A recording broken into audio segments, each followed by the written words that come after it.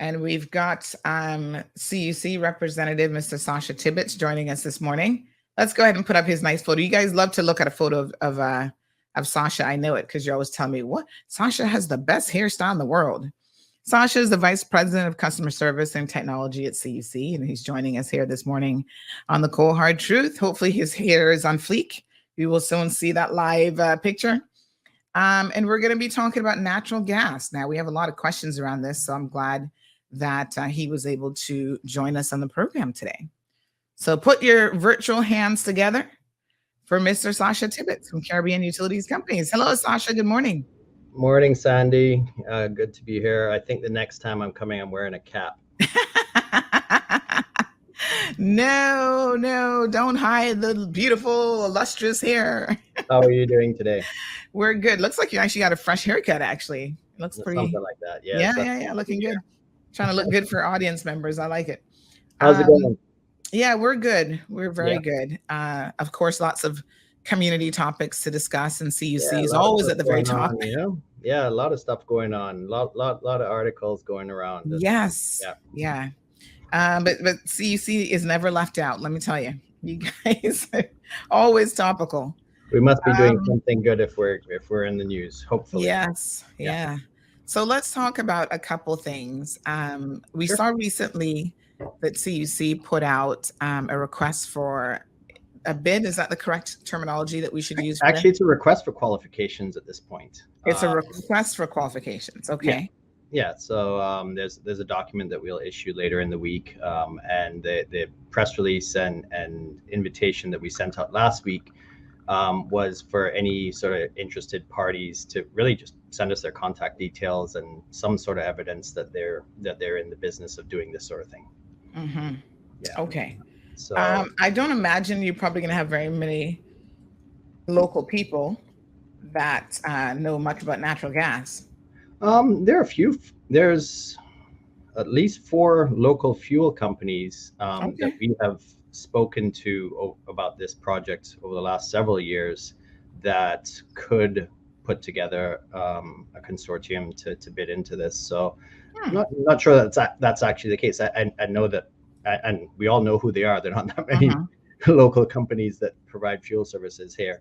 But all of them, I think, have some sort of capabilities that could be lent towards this, and let's see how it goes. I think some of them have some very advantageous positions, but it is an open tender process looking for the best deal, and we'll see how it turns out.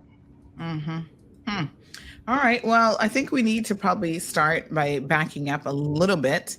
And talking about exactly what is natural gas and how does CUC intend to utilize it? Yeah, and why do we think it's a good idea? Exactly.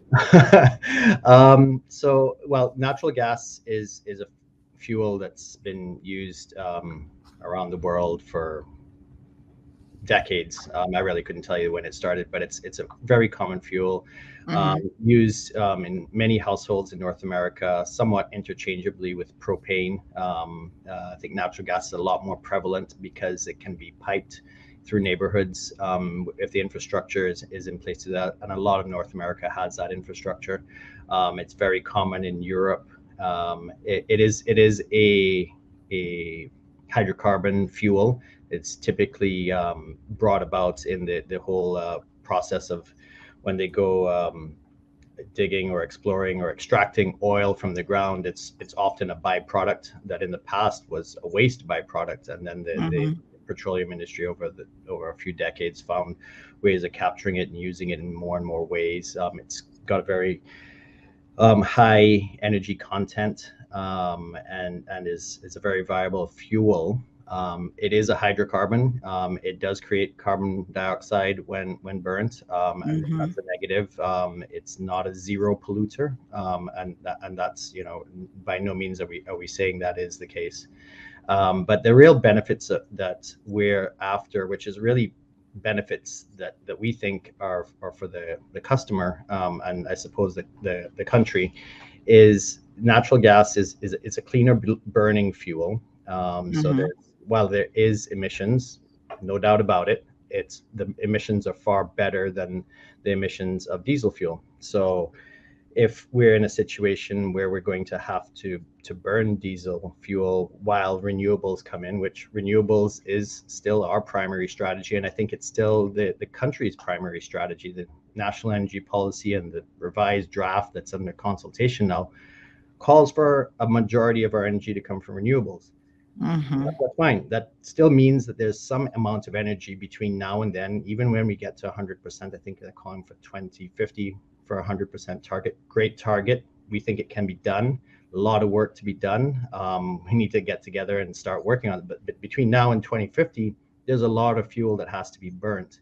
And our view is, why don't we burn the best fuel that's available at the lowest cost with the least impact? So that's kind of the strategy that we're taking.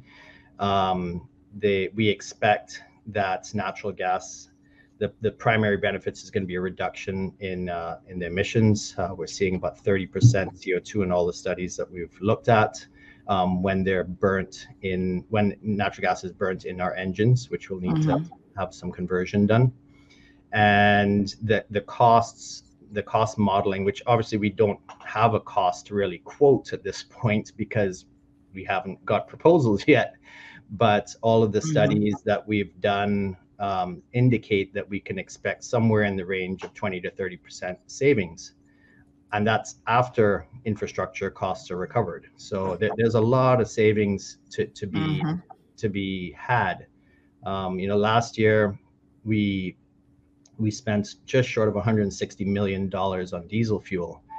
20-30% of that amount is a very large number in just 1 year, right? So there's a lot of opportunity for savings for the customer on fuel costs here that we're really hoping to be able to realize with this project.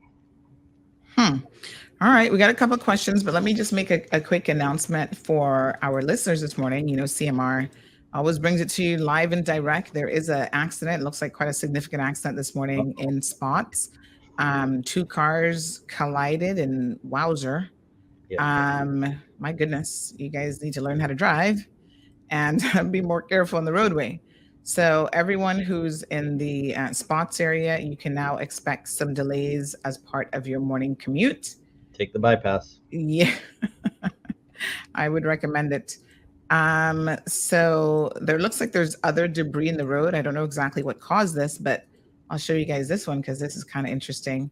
We get a lot of complaints about people who are carrying a load and not carrying the load properly. And like I said, I don't know that this is a contributing factor, but look at this. I think that this is the vehicle that got hit. The truck. What a mess. Look at that. And the load is all over the roadway as well. Yikes. So again, folks, if you're coming into town from the eastern districts and you have the opportunity, you might already be stuck in this and you're probably wondering why you're stuck in traffic. Now you know why, but if you can, as Sasha said, take the bypass, go down Hearst Road and take the connector road there and save yourself some headache this morning. And if you're an employer and you're listening to the program, you can probably expect a few people to be late coming into work. So we're talking with Sasha Tibbetts from Caribbean Utilities Companies about natural gas. Now, you've listed some benefits, Sasha, but I got to be honest, when we posted the article last week, I think it was, about, CUC talking about natural gas, there was a few questions and a little bit of pushback about this because people said, wait a minute, if CUC is going to invest, I'm assuming probably a lot of money to go down the natural gas path, does that mean that they're going to be less focused on renewable energy? And that's going to now be, something that soon come but never comes. So are you potentially compromising your commitment to renewable energy for natural gas now? Yeah. I mean, we get it that it's better than diesel. Sure. But are we not hopping? Are we taking smaller hops for some reason, or? That is a very understandable question for people to ask, because that is what it could look like. Knowing what we are doing. The first thing is the volume of gas that we're going after in this process is actually only about 50% of our current fuel burn. Mm-hmm. So right off, we've kind of recognized that natural gas infrastructure is somewhat of a long-term play. I think in an ideal situation, you're looking 10, 15, 20 years and beyond to sort of amortize the cost of that infrastructure out. So we looked at, all right, well, what's happening with the national energy policy? What's happening with our IRP? And we said, all right, between now and say 2030-ish, we're expecting that we may get as much as 50% renewables. So right off the bat, let's only go after about 50% of our current fuel supply. And structure the procurement such that there's flexibility in that procurement, that if the volumes need to go down, they go down. And so we're structuring it in that way that, you know, we can recover any infrastructure recovery long before the need for natural gas goes away, which I suspect in the incidence of target of 2050 for 100% renewables, that's still 27 years away from now. So between now and then, there's some fuel being burnt. So the infrastructure that we're looking more than likely is going to be fairly small scale. Don't suspect. I mean, we may see that with the gap in pricing between diesel and natural gas being as large as it is, that it may be possible to recover sort of a permanent mooring type facility and with a shore-based tank, which is quite expensive. It may be recoverable in a short enough time for it to be viable. But there are other solutions on how the gas could get here that is not very infrastructure heavy. There are solutions where it can come in on containers and we just have a dedicated container ship or container barge where these things can come in. There's a number of solutions that have been studied, and I wouldn't really want to say which one is going to be the winner because we don't know. We gotta look at the proposals, right? We're not developing the infrastructure; it would be the fuel supplier that would do that. Okay, that's interesting. And where would it be stored? So you kind of said that there might be options available. So it really depends on the solution that is the winning solution.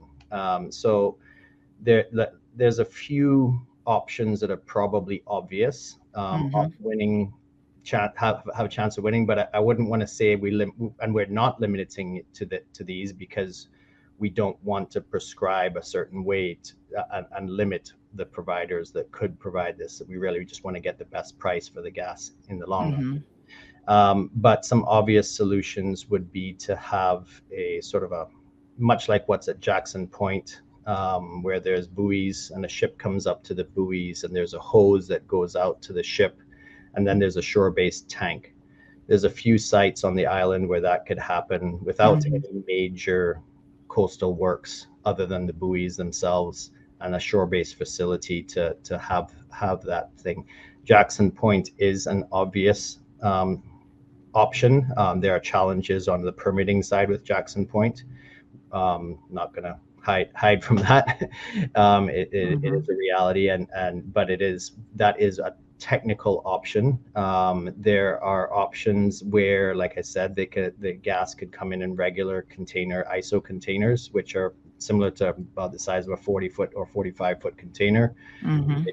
It rolls down the street and either to our site or to another site, and then it goes through a process there where it's taken from liquid to a gaseous state again. Is this something that we need to be concerned about in terms of the stability of natural gas or any health concerns? Is it more flammable? Is it more combustible? What are we talking about? Like when people hear about natural gas, do they need to be more concerned about natural gas versus diesel? Sure. So natural gas is a very commonly used fuel. It's used all over North America for a number of power generation within homes. It's piped in homes and it's used in stoves, in houses, just like propane is here. Is it dangerous if it's mishandled? Yes. Just like gasoline, just like propane, just like diesel, just like jet fuel, they all can burn if they're mishandled. The fortunate thing with natural gas, like all of those other fuels, is it's very well understood. The industry is not new, and there are very clear standards for the implementation of it in a safe way. There's fire codes completely around the handling of it. And so we wouldn't really be doing anything that hasn't been done hundreds of times over elsewhere. And so it would be just adopting those best practices and ensuring that, you know, the appropriate people are trained to handle it. So you talk about training people. So that does that mean then whoever the I guess you're looking for, you know, you said at some point you'll get bids put in. Will those people be handling it, or will your staff at CUC be handling it? Like, how does it get into homes eventually? Well, I don't think the gas will end up in homes in Okay. out of this So process. this is just for your generators. Whether or not that grows outside is not something we're really looking towards. It's more along the lines of we would be buying the fuel, we'd be using the fuel. And so our staff will have to be trained for sure, because we would have it piped throughout our plant into the generators, and we'll have to have a very good understanding amongst the team of how to handle that and how to respond to certain incidents and so on. In terms of the sort of terminal-like activities where things are unloaded from one vessel to the other, it's not clear yet who will be doing that, whether it would be the third-party supplier, whether it would be something that our staff would take on. That's something that would all come out in this process where we go to market and see what capabilities are there, and marry those to our capabilities, and make sure that we get the best price on the gas in the most safe way. Right. So of course the benefit you're saying to the end consumer would be a considerable savings. But I mean, there's a lot of factors that go into, you know, how much you'd actually be saving. So how difficult is it to actually source natural gas? You say a lot of people all over the world are actually using it. Who in the region specifically? Because the farther distance it has to travel, of course, that will add to cost. So when we talk about, you know, regionally who's using it, can you point to some examples for us? One of the the closest one is Jamaica. Okay. And Jamaica has natural gas, and actually their provider is likely going to be one of the bidders in this. There's AES in Dominican Republic. There's natural gas in Trinidad. There's natural gas in Colombia. There is a tremendous amount of natural gas in the Gulf Coast of the U.S. And there's natural gas. There's a natural gas export terminal in Jacksonville, Florida, that has just recently opened within the last few years. They're supplying Antigua. All of the utilities in the Caribbean are chasing natural gas for the very same reason that we are. It's cheaper, it's cleaner burning, and it's actually also easier on the machines. All right. Well, we do have Jules saying savings for who? So she's wondering if this is really going to trickle down to the consumer, if CUC is saving 30%. Yeah, that's a really good question. So, Sandra, as you know, if we buy fuel for $1, it doesn't matter whether fuel is natural gas, cooking oil, diesel fuel, whatever the fuel is. If we buy it for $1, we pass the dollar on to the customer. So if we find a way to buy it for 70 cents, the customer will only be paying 70 cents. If we find it, you know, and that's just how it is with respect to fuel supply. You know, the benefit to the company is going to be the reduced maintenance. We have a very strong sustainability drive. The reduced carbon footprint is very important to us. And it is something that we're working towards. You know, we've been pushing renewable energy in a very big way, but really what we're trying to do is to get a more sustainable energy with a substantially reduced carbon footprint. Renewable energy is the primary tool, will always be the primary tool, But Mhm. we can't just look at 50, 60, 70% of the pie. We have to look at the whole pie. I think I got it. All right. So again, I think that's one of the things that's the most confused bits of information is that a lot of people still believe that CUC is making money on the fuel factor when it's just a pass-through cost. Yeah. So whatever they pay folks for fuel, which is a large percentage of your bill, they are just passing that straight directly back onto you. So we do have a caller this morning. Good morning, caller, and welcome to the program. Morning. Morning. Good morning. Sasha, I have a softball question for you. Uh-huh. You were asked about why natural gas. Isn't it correct that for a good while yet, CUC is going to have to depend on a base load that is other than renewable fuels until the technology is really more mature? Yeah, that is the case. So if we're fortunate enough to achieve the target of even 100% renewable energy by 2050, and the vast majority of that is coming from solar and or wind, and we're using storage to get us through the night or low wind periods, there will still be times, and for those of us that have lived here for more than a couple of months, just if we look back a few weeks, there are times when it rains for days, and for those contingent situations that are not the norm, but we know they happen. Those situations, you would probably end up in a situation where there's insufficient sun to keep the battery charged, and then what, right? So I kind of suspect that we'd be in a situation where CUC's current plans, or we're talking 27 years down the road, so it would probably be a completely different plan than what's there now. I don't think many of the engines here would still be around at that time.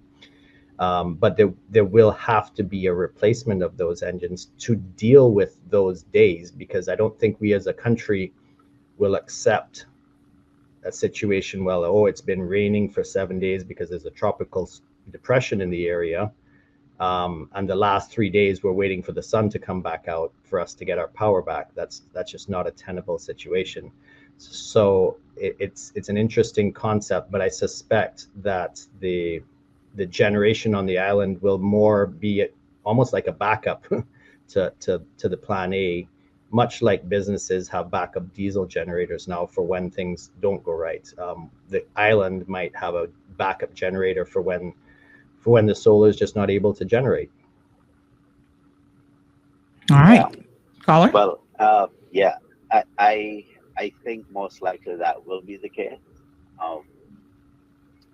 for sure. But you remember the last time we spoke about alternate sources of power, I raised the question of nuclear, right? And I know that the challenges of dealing with nuclear, but if I stick with the goal that you have in mind of lower carbon, isn't nuclear lower carbon than natural gas? Yes, but it has a whole lot of other problems. I understand the complications. There's a lot of legal issues, but the part that really irks me about this issue is that while the UK and other industrial countries has, for all intents and purposes, have criminalized possession of nuclear, what it in effect means is it makes it extremely expensive to utilize, but they themselves are utilizing it. Yeah, I mean that could be an hour-long topic for sure. Right. Because that's why it is an interesting discussion. I do think that there are technologies that could be applied here. There would need to be an awful lot of study and analysis and training and development of standards and laws and regulations around that sort of thing. But it on a technical level, it is viable, but it is not something that we are looking at right now. Yeah.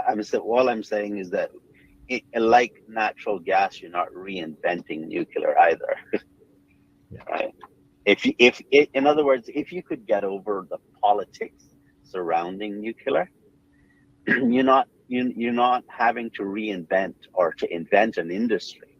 The industry is existing. It's practiced in France, UK, China uses it. Anyhow, I won't prolong that, but I just wanted to point out. I think that sort of solution is going to require not only an engineering solution, but a very strong political solution. All right, Denny. Country's going to need to want it, right? Thank you. But it is an option. Okay, so I think what I hear you saying, Sasha, is there's compromises here, and you've got to look at what you can do probably in the shortest amount of time, the least amount of money potentially that will actually help to give you alternatives, bringing down cost. So natural gas is one of those that you're now seriously looking at as a way to move forward to at least replace the diesel element. Yeah. Now, what sort of cost? The other thing is, this is just a procurement. It doesn't mean we're going to sign a contract. Exactly. Yes. We might get proposals and none of them look viable. Yeah. At which point, okay, all right, we tried. And in fact, we did do a procurement for natural gas back in 2008 and got very, very far down the road with a company out of Colombia. And it sort of fell apart for a number of reasons, but it just became not viable with the solution that they were considering for the country. And they walked away, we walked away, and we patted each other's back and said, hey, we did a nice try.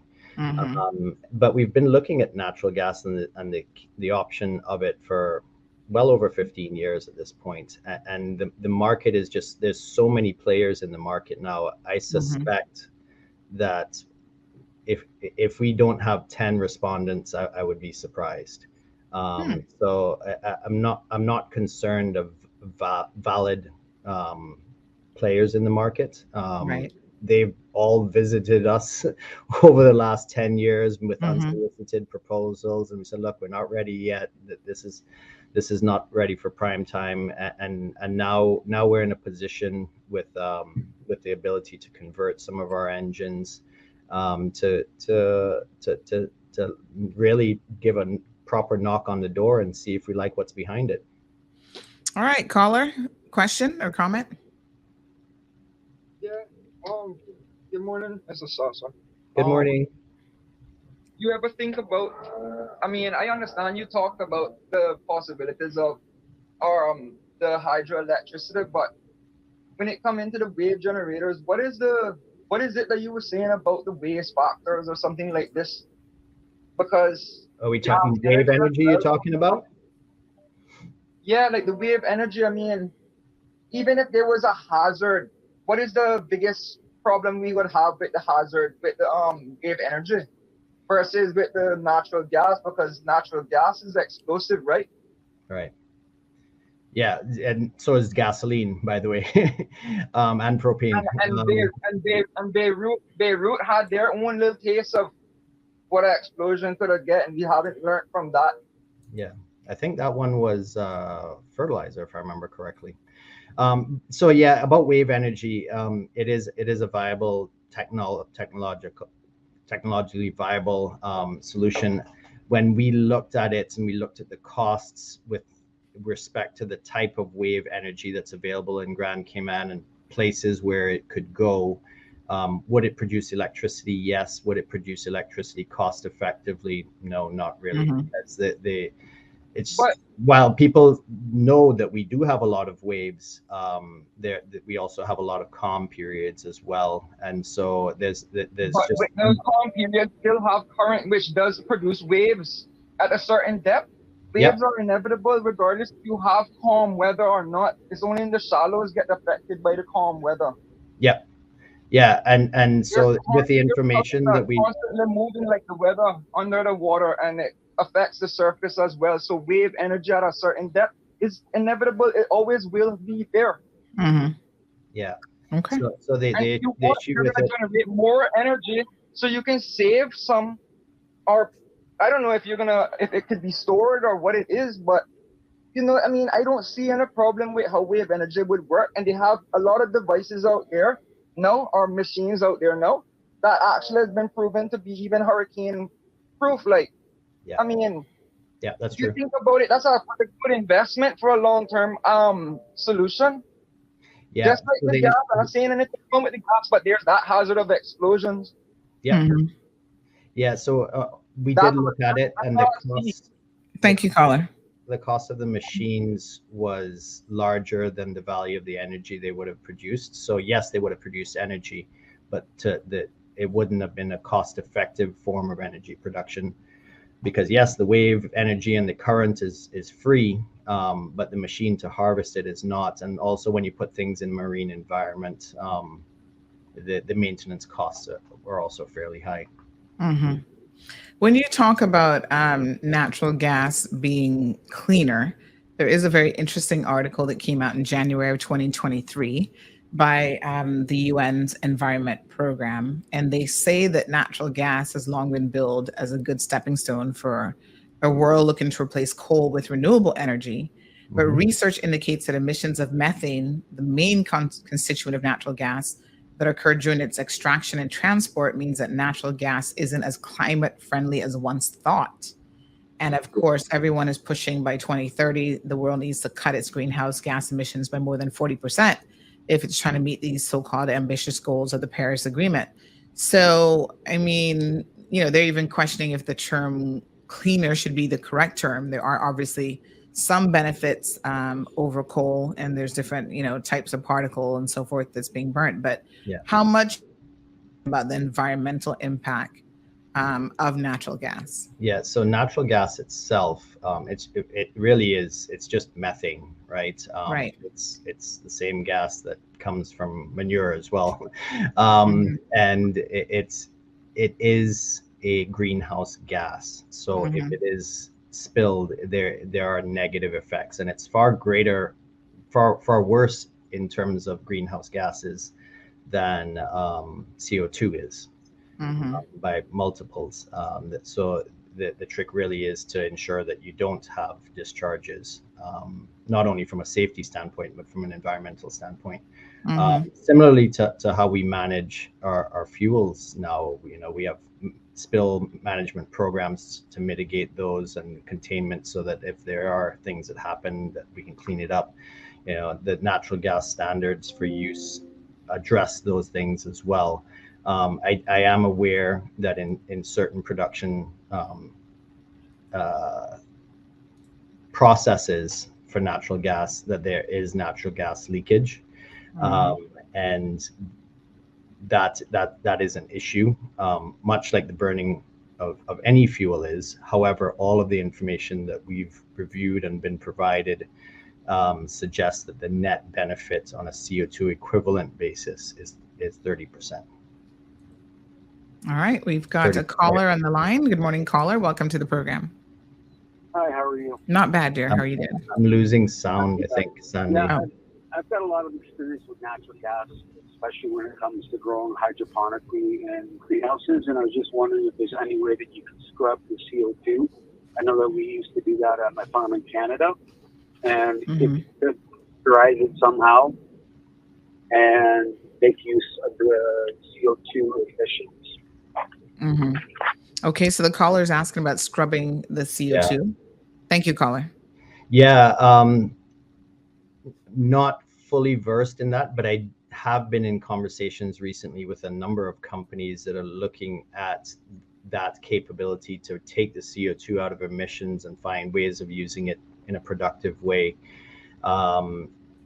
To be honest, we haven't gone very far down that path, but it is something that we're Mhm. monitoring. I'm not sure what the costs are of an arrangement like that.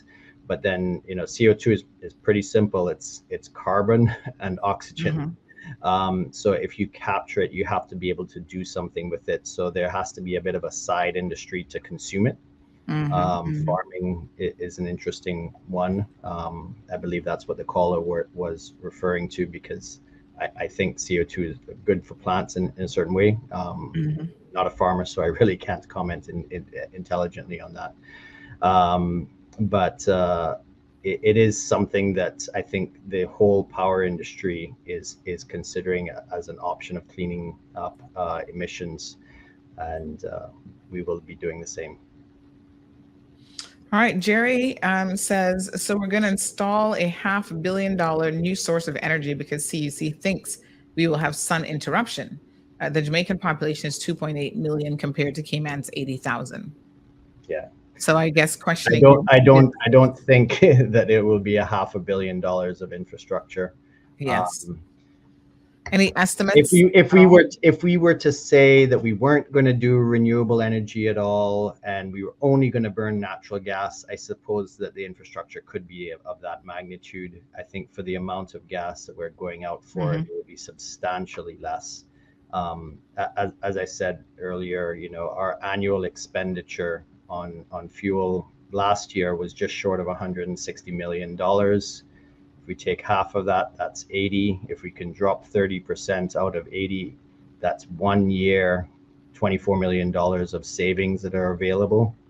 I can't. It's very difficult to not be able to justify a very large amount of infrastructure with that amount of savings available in just 1 year. $28 million? Is that what it is? Is that what you 30% of 80 million or 24 million? Okay. Yeah. All right. So that's based on last year's energy prices and volumes and so on. It's just a single data point, Yes. So that's kind of the magnitude of the benefits that are on the table, So I think Irvin missed what you said about the sun interruption. So she said, what kind of sun interruption? So with solar, obviously you need sun, and there are times when you've got rain and cloud coverage. Yeah. So on a very, very long rainy day, or better yet, a rainy week, when we get a week of rain, and then when it's not raining, it's super cloudy. We see the output of solar plants that are on our grid already dropping to about 10%. So they're still producing a little bit when you get a cloud move out the way, but on a total basis, 10-15% max. And if you've got 100% of your source coming from that, and you go down to 10%, well, which is the 90% of the island that doesn't want the electricity, right? So you have to have a plan B for those days. Yeah. And for those of us who have solar, trust me, you know, when you see what you're actually getting, you see there's that change in output when a cloud comes over, it doesn't sort of slow down like when you get off the accelerator on a car. It's bam, off. Right. So that's it. Absolutely. Okay. All right. So any idea what you're potentially looking at in terms of upgrade costs?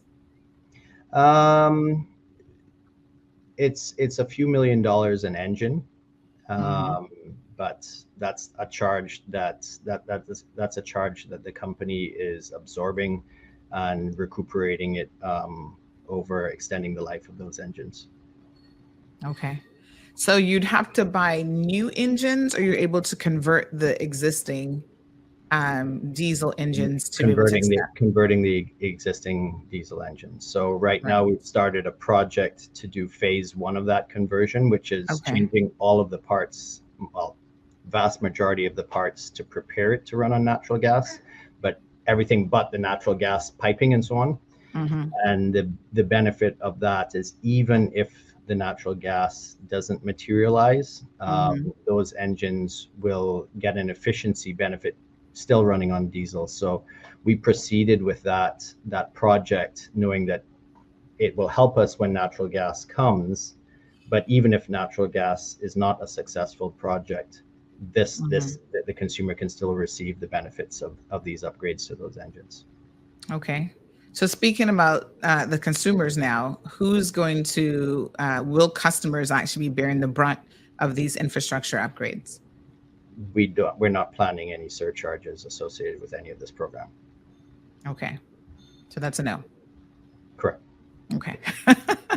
Yeah. I mean, the fuel cost is whatever we buy it for. Yes. So this is a strategy to make sure that we're buying energy cheaper. Mm-hmm. The other benefit with natural gas, particularly liquid natural gas, a large amount of the cost is in that infrastructure recovery. So while you might buy, I don't know what the cost of natural gas is today, maybe it's around $3 or $4 on the market. The cost of diesel today is about $17 for the same amount of energy. So, there's a very big gap between those, and that gap is filled with infrastructure recovery and savings. But because there's a lot of infrastructure charge in the liquid natural gas cost, if the price of the gas itself goes up, the price of the total delivered energy does not go up as much. So if the actual gas itself, when you buy out of a pipeline in, say, North America somewhere, or in Trinidad or in Colombia, is $3, and all of a sudden that goes to $6, but your landed cost here is maybe $10, just increasing the gas component won't make the $10 go to 20. It might just go to 12 or 13. So it's effectively creating a bit of a hedge on the cost of fuel. You don't see that in the diesel market. Diesel goes up by 20%, we pay 20% more. The natural gas in liquefied market, that doesn't happen as much. It's a lot more stable pricing. Right. Okay. Is natural gas part of the national energy policy? So has the government, in other words, considered it? Both versions. It's not mandated, but it is recommended to look into it and see if there's benefits to be had. So we're looking into it to see if the benefit. We know from all the studies that the benefits should be there, but really, until you have a contract to realize those benefits, you can't say for sure. So we're going down this path and doing this procurement to see if we actually can realize the benefits that we believe to be there. And if not, well, we move on. Right. Yeah. So at least you're looking at options, is what you're saying at this stage. All right. Can we talk about the 68 megawatts capacity? So this is now going back to solar. No, I think the 68 is probably related. That question is probably related to the conversion process that we've already started. Oh, so that's I going see. on in one of our engine rooms that's got 68 megawatts of capacity. It's 5 engines that total to 68 megawatts of capacity. In terms of how much of CUC's capacity is that, CUC has, if pulling numbers out of my head here, 166 megawatts of capacity installed. So it's a fair chunk. If we are successful in obtaining natural gas, we would do more engines and do it in a strategic way that makes sense. In some cases, it's not cost effective for some of the models of engines that we have to convert them, and maybe we just leave them running on diesel. But if there are engines that remain on diesel, those are going to be higher cost to run, so they will get less run hours in the dispatch program. Okay. Very interesting. So we've had some complaints. We've always got one or two here, and of course we like to go straight to the source and clarify and get the factual information. So there's been some criticism about your monitors, the meters, right? And whether or not those meters are reading accurately. I know some years ago, CUC went to smart meters. And so people, I guess, are afraid of technology. If they don't understand it all the time, they think maybe the technology is wrong or it's reading their meters inaccurately. What can you tell us about the meter monitoring process? And, how do you ensure that the results from a smart meter are actually correct? Like, that's actually my usage. Right. So all of the meters that we installed are calibrated with full third-party calibration and before they're delivered to us. And so we've got a lot of confidence in that. And then customers will say, well, what happens if it starts to fail in the field? Typically, if it fails in the field, it just stops reading. It's not a matter of it going erroneous in its reading. It's a digital device. So it's either going to stop reading or screen's going to fail or something like that. We have at times taken meters out to test them for customers who have insisted there must be something wrong. And I can tell you I can think of maybe one instance in 20 years where we had an issue, and it was actually on one of the older style meters that we no longer have. So it's not the kind of thing that we find happens where over time that the readings go wrong. More often than not, when we have a customer that has had an unfortunate incident where they've had a really unexplainable spike in their energy usage, after we look at the data with them, we can oftentimes find, okay, there's a device in the home that has failed and it's just consuming a lot of energy. Oftentimes it's an air conditioner that has had a leak in its refrigerant, so it's running constantly to keep the temperature down, and the customer doesn't really notice that the air conditioner is running 100% of the time instead of 10% of the time. But an air conditioner that's running 100% of the time instead of 10% of the time is using 10 times more electricity than it would if the refrigerant was in there. So it is the kind of thing that can happen to cause an inexplicable huge spike in usage that often customers think, well, my meter is wrong, because, well, that is an understandable reaction, but we haven't really found that to be the case. And then just on a macro level, we meter the outputs of our generators.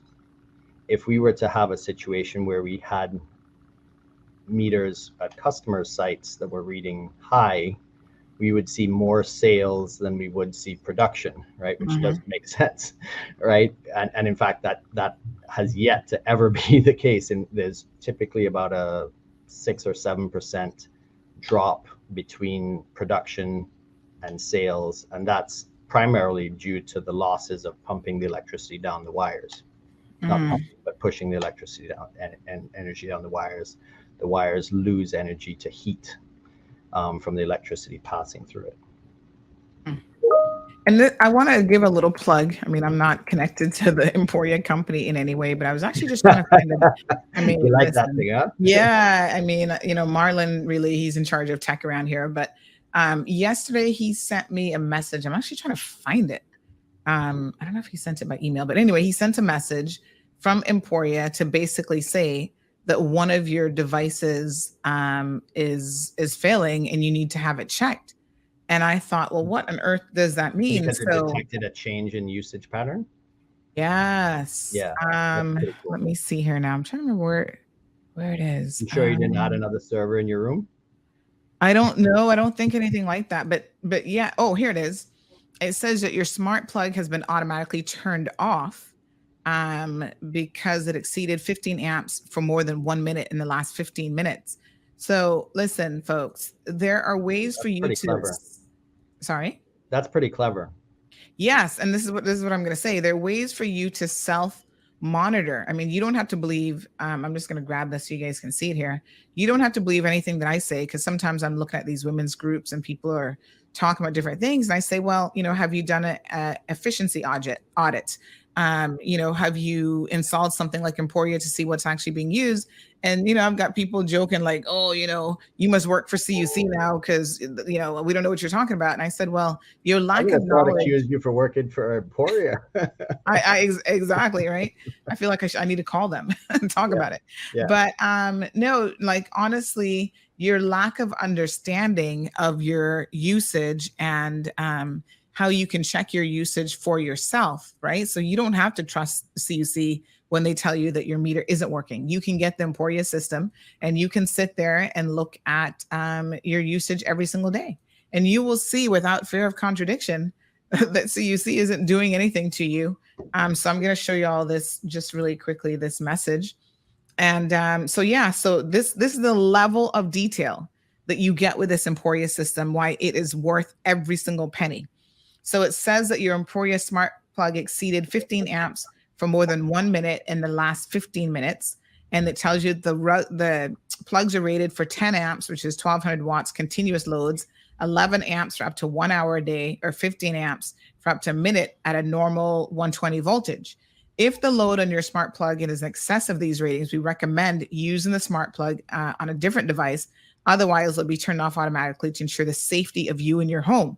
So, I mean, this is, like I said, absolutely amazing. You've got a panel that gives you real-time monitoring on the Emporia system. Cool. Yeah. So listen, folks, go look it up. Go on Amazon. You can purchase and just so that we can be a little bit objective here, there's other vendors. Emporia is like just a kind of cool one. It's cheap. It's like $100 and something off of Amazon. Right. But there are other ones out there that do similar things. And yeah, I think some of the local electricians are doing things like offering full smart panels where each breaker can do this sort of type of thing, and that's really cool to see the capabilities there, and really looking forward to seeing more and more homes having this information so that they can make sure they're not wasting their own energy, right? Yeah. Even rental properties, people who have rental properties, I say to them, because they're like, oh, we've got this massive CUC bill and the landlord is telling me that I must pay this, but I don't think I'm using that. Well, I tell them, you can think anything you want. There's no way for you to know for sure if you're actually using that unless you have a smart solution like this. Yeah. Encourage your landlords to put this on their property, because they might not have separate meters. There might be a house and everybody's in a room sharing. But you can get a very, very good idea of what specific appliances and specific anything that you're plugged into is actually utilizing. And I think this is a great solution for those types of environments where, every room isn't going to have its own meter type of situation when you've got a room for rent in a home or whatever. So we do have a call, and we're going to wrap up here because we know Sasha. I got one point I want to make. Okay. Good morning, caller. Welcome to the program. Okay. Oh, Miss Sandy, I don't call her about their program. I call her about the box where you have selling to the TVs, connected TV. What you need to do for me is call me after 10:30. Yes, that number is 926. What is that number again? 926. Oh Lord, I've just had a brain fart. 926-1213. I think is that number. But let me take down your number. Sandra, you got your fingers in too many pies. I know. That's what happens when you offer good customer service, man. Everybody wants a piece. All right, just let me have your name and I'll call you. Okay, my name is Herbie. What's the name? Herbie. Herbie? Yes, ma'am. All right, I'll be in touch, Mr. Herbie. Okay, ma'am. Thanks very much. Wow. There you go. Hey, I gotta do everything I can to pay the bills. So I got a message from a third party, I guess, who didn't want to send it through the platform, and is asking me about the capital expenditure for the infrastructure for gas. And they framed the question to me in a different way, and I think it says, what is the cost of the infrastructure for solar compared to the cost of infrastructure for gas? And okay, at first I thought they were being negative towards solar, but I realized, shoot, it actually really does paint a decent picture. So, if let's just, I don't know what the cost of the infrastructure for natural gas is going to be, but it's going to be significant. Let's say it's $150 million, right? Infrastructure. That's easily embedded in the cost of fuel while still providing savings. But the cost of going to say, let's not even look at the new national energy policy. The old national energy policy, or the existing national energy policy, calls for 70% renewable energy by 2037. The cost of that is in the order of $600 to $800 million for all of that solar. But that's still okay, because that expenditure will still result in a lower cost of energy. So all of this discussion about, well, we don't want to get involved in the infrastructure for natural gas, it pales in comparison to the infrastructure investment that's necessary for renewable energy. But that's not a negative thing against renewable energy either, because if we're going to go through this transformation and we're going to take our energy from where we are today, which I don't think anybody says, hey, let's hold on to diesel. We're not Right. saying it. I don't think any of your listeners are saying it. Right. And we have this opportunity to make investments that are going to create a more sustainable energy mix. Well, those investments have to be made insofar as those investments bring energy that is cleaner, cheaper, more stable in price, and equally as safe and reliable, right? Mhm. And those are the kind of thresholds that we look at. And natural gas ticks that box, and so does solar, and so does wind, so does energy storage applied appropriately, you know? So these are all things that have to be pursued if we want to get our whole mix of energy to be as best as it can be. All right, we've got one final call. Good morning, caller. Welcome to the program. Hi, good morning. Just a quick question Sure. I had for gentlemen on live. Mhm. The question is, as we're talking about solar, we were just previously talking about natural gas and the savings potentially being passed on to the customers. Mhm. From our line of sight, as most consumers, we're seeing solar generation costs being billed to the customer. So it doesn't appear like we're getting the savings of CUC's investment in solar. Mhm. So is there any difference that's going to be seen for natural gas in investment? Because from our line of sight, it seems like we may end up getting charged for natural gas investment as well. Mhm. So all of the solar that's on the grid, CUC is not the owner of that. We buy the energy from other owners, whether those owners are customers and consumer programs or the Bodentown solar plant. CUC presently doesn't own any solar. Mhm. We would love to own a lot of solar, and we've done a lot of things to prepare for opportunities to do so. We don't have a right to proceed with solar as much as we might want to. We have to win the opportunity in a competitive tender.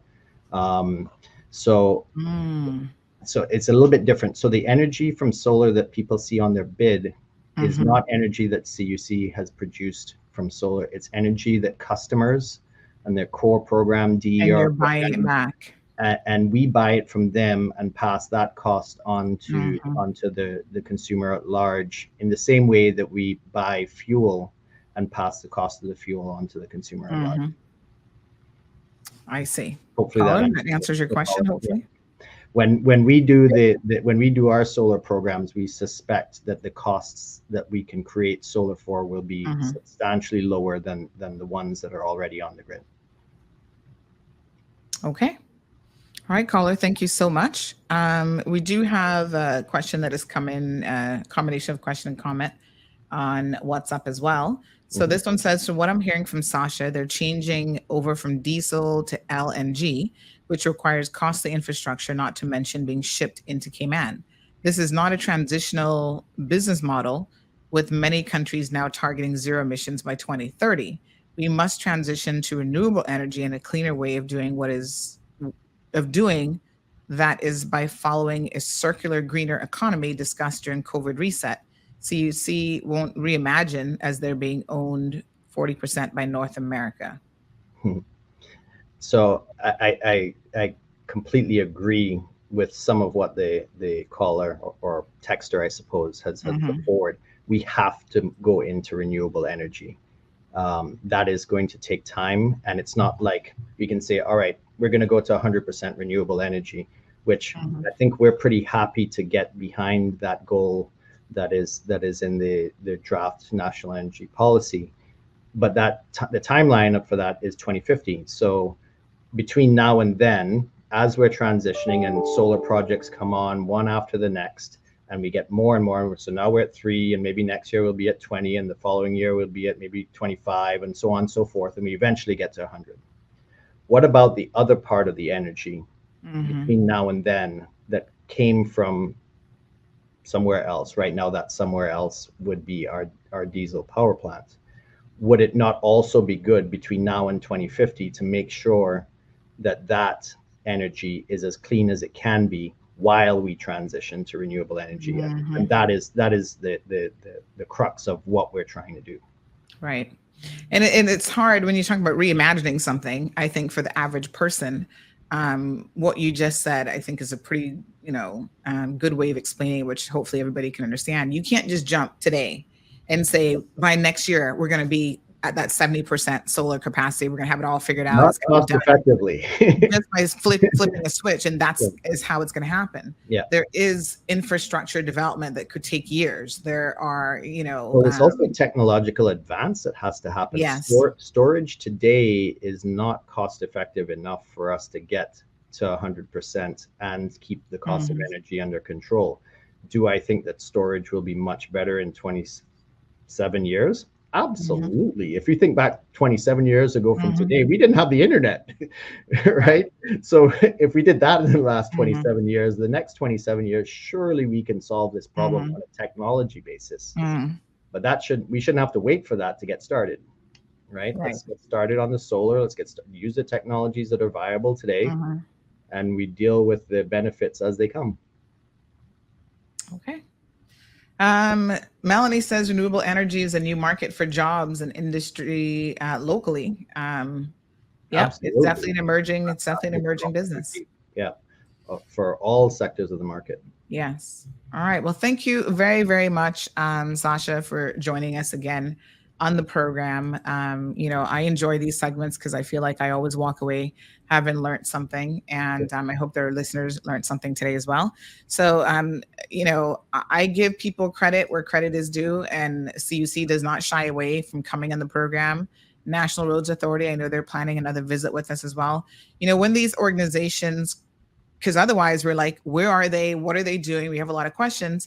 As you can see, a lot of them don't do it. They don't answer your questions, especially in the telecom sector. You can't find anybody to come and face the questions directly. Have callers, who can ask questions to Sasha and other members of the CUC team. So I really appreciate them making the effort to make themselves available, providing information. They've just issued this press release about natural gas. A lot of you didn't know what that meant. You had questions. And within an hour, we've had a lot of your questions answered. And hopefully you have a better understanding of what it is that CUC is trying to accomplish, why they're trying to accomplish it, and ultimately how it will benefit us, the consumers, with the least amount of impact on the environment. So read up some more. Like I said, I like to do my own independent research. That's why I was reading that UN statement talking about natural gas. Look at the pros and cons, natural gas versus diesel versus solar versus, all these other options. Not everything is going to be viable for us here in the Cayman Islands, but I think if we can take steps, even if they are toddler steps, before we start running a full marathon, I agree that we need to at least look at those options and see what's available to us. Sasha? Thanks for inviting us on here. Thanks for asking us the tough questions that everybody wants to hear the answers to. Really appreciate the opportunity and happy to come on anytime. And I'll be sticking around to listen to your next segment that really got me riled up yesterday. So yes, every parent is feeling a particular way this morning. Trust me. Yeah. So again, big thanks to CUC. And I know that they'll do another FAQ segment, which I know is quite good, about how to read your bill. I think that's going to be the next time that they're on. Probably Nichelle and Jiva might come on and discuss that as well. Because again, I see it all the time. I read these comments from people, especially in the Women in Cayman group, and I see people complaining about their bill. And I say, oh, by the way, you say your bill went up, but what about your consumption? Are you saying that your bill went up and your consumption went down? And no one ever responds to me, or they can never answer the question because they're not looking at that portion of the bill. And I'm thinking, how can you look at a bill and just look at the dollar amount? You don't look at any of the details. You don't look at the trends, your usage, like nothing. It's like really, really peculiar. But anyway, we'll get into that the next time the folks from CUC are on. Sasha, thanks again. We really appreciate it. Thanks very much for having me.